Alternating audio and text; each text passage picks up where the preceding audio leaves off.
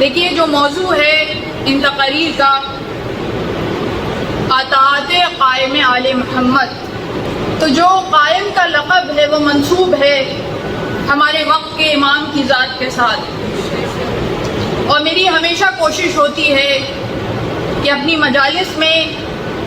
تذکرہ امام زمانہ ہوتا رہے، ان کی معرفت بڑھتی چلی جائے، ان کے ساتھ تعلق مضبوط ہوتا چلا جائے۔ تو اس سال بھی جو موضوع ہے وہ امام کی ذات سے مربوط ہے کہ اطاعت، ان کی اطاعت کس طرح سے کی جائے، کس طرح سے اس کا حق ادا کیا جائے، کیا اطاعت کے حقوق ہیں۔ تو جہاں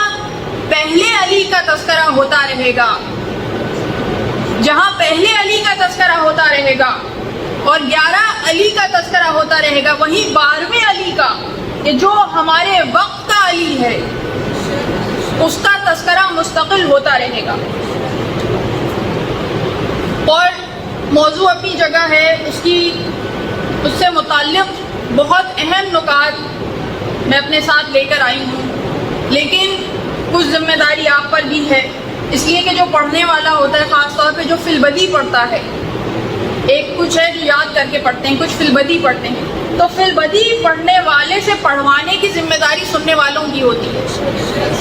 یہ آپ پہ منحصر ہے کہ آپ میرے اندر سے کیا نکال لیں، اس لیے کہ میں اس وقت ایک میڈیم ہوں جسے استعمال کیا جا رہا ہے ذکر حسین کے لیے، ذکر مولا کے لیے۔ میری اپنی کوئی استعداد نہیں ہے، میری اپنی کوئی حیثیت نہیں ہے، وہاں سے